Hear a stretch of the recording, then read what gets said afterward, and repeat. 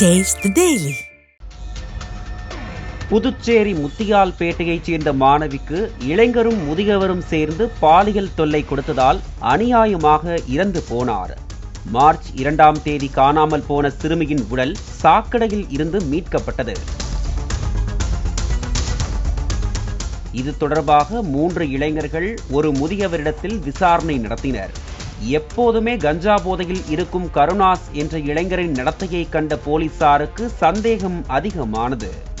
ஏனென்றால் போலீசாருக்கு அவ்வப்போது தகவல் கொடுப்பது போல கருணாஸ் நடித்துக் கொண்டிருந்துள்ளான். கருணாஸிடத்தில் போலீசார் கிடுக்குப்பிடி போட்டு விசாரணை செய்தபோது சிறுமியை கொலை செய்ததை ஒப்புக்கொண்டான். அதோடு இந்த விவகாரத்தில் முதியவர் விவேகானந்தனுக்கும் தொடர்பிருந்ததை அடுத்து அவரும் கைது செய்யப்பட்டார்.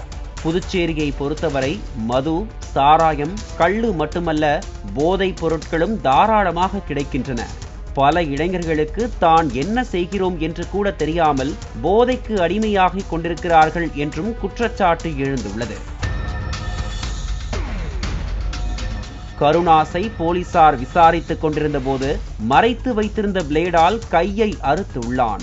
ஆனால் முகத்தில் துளியும் வலியை காட்டவில்லையாம்.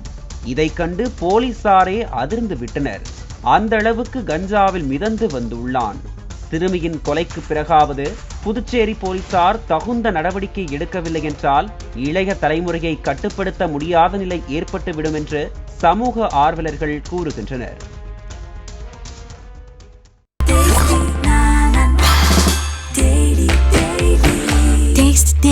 Taste the Daily.